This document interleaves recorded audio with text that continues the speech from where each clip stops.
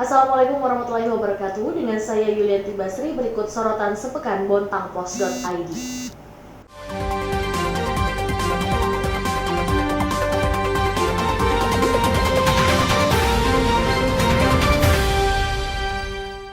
Pelecehan seksual yang terjadi di pondok pesantren di Bontang Lestari kini ditangani kepolisian. Anak pimpinan pondok pesantren tersebut ditetapkan sebagai tersangka pemerkosa santriwati. Adapun saat ini pondok pesantren ditutup sementara. Polisi menetapkan anak pimpinan pondok pesantren sebagai tersangka kasus pemerkosaan terhadap santriwati di pondok pesantren Darud Dakwah Wal Irsyad Ar-Rahman Segendis, Kelurahan Bontang Lestari. R, 18 tahun, ditahan di Mapolres Bontang. Dia melakukan pemerkosaan terhadap satu santriwati, sementara satu korban lainnya mendapat perlakuan pencabulan. Masing-masing masih di bawah umur, berusia 13 dan 14 tahun. Tersangka merupakan mahasiswa di Makassar. Dia melakukan aksinya itu saat libur kuliah Juni lalu. Sebelum melakukan aksinya, dia menonton video tidak senonoh. Akibat perbuatannya, tersangka terancam 15 tahun penjara. Sementara itu, imbas dari kasus pelecehan seksual terhadap santriwati ini berimbas pada ditutupnya pondok pesantren tersebut. Bontang City Mall yang sebelumnya ditargetkan beroperasi pada bulan depan kembali mundur dari jadwal yang telah ditentukan. Pemerintah Kota Bontang bakal meresmikan Bontang City Mall pada Desember. Jadwal ini mundur 1 bulan dari target sebelumnya. Berdasarkan informasi yang diperoleh dari manajemen selaku investor BCM, seharusnya BCM beroperasi pada November. Namun karena tahap finishing membutuhkan perpanjangan waktu, maka peluncuran BCM mundur 1 bulan. Saat ini seluruh tenan yang ada di BCM pun sudah terisi penuh.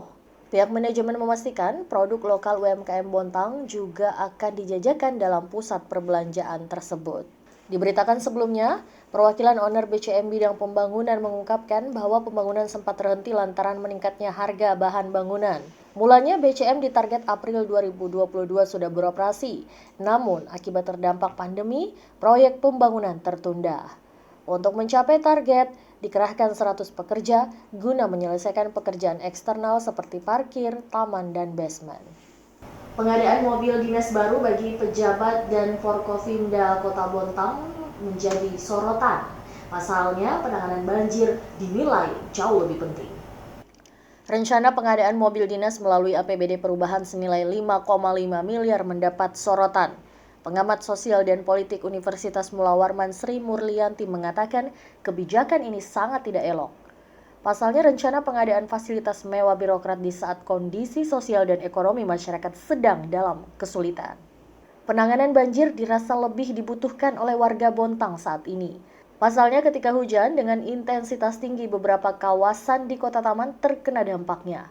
Bahkan kian tahun semakin meluas. Sehubungan dengan kabar yang berhembus terkait pengadaan mobil dinas baru ini, untuk fasilitas dihibahkan ke mantan kepala daerah juga mendapat perhatian. Sebab dipandangnya perlu dicek mengenai ketentuan regulasi yang mengatur. Sepengetahuannya, aset negara yang dianggap sudah tidak layak dipindah tangankan harus melalui proses lelang terbuka. Diketahui, Pemkot Bontang mengalokasikan sejumlah anggaran untuk pengadaan mobil dinas. Berdasarkan data di Sistem Informasi Rencana Umum Pengadaan (SIRUP), terdapat 4 nomenklatur yang diajukan di APBD perubahan kali ini. Pertama ialah pengadaan mobil dinas bagi kepala dan wakil kepala daerah nominalnya 2,7 miliar. Tidak hanya itu, Pemkot juga memplotkan pengadaan 3 unit kendaraan untuk unsur Forkopimda. Operasi Zebra hingga saat ini masih terus berlangsung. Ada 7 pelanggaran kasat mata yang ditindak kepolisian. Polres Bontang menggelar operasi Zebra Mahakam mulai 3 hingga 16 Oktober. Sejumlah pelanggaran akan ditindak. Ada 7 pelanggaran yang menjadi sasaran, seperti bermain ponsel saat berkendara, tidak menggunakan helm, melawan arus, tidak memakai safety belt, berkendara dengan melebihi batas kecepatan, knalpot bising, dan pengendara di bawah umur. Dalam operasi ini, Polres Bontang menurunkan 44 personil dan memaksimalkan penindakan etle mobile. Sosialisasi atau upaya pendekatan juga dilakukan kepada masyarakat, seperti imbauan untuk menjadi pelopor keselamatan saat berlalu lintas demi keselamatan dan kenyamanan saat berkendara. Hal ini juga dilakukan untuk menekan angka kecelakaan lalu lintas. Informasi tadi sekaligus menutup perjumpaan kita kali ini. Terus ikuti informasi terbaru kami di www.bontangpost.id. Saya Yulianti Basri, terima kasih. Wassalamualaikum warahmatullahi wabarakatuh.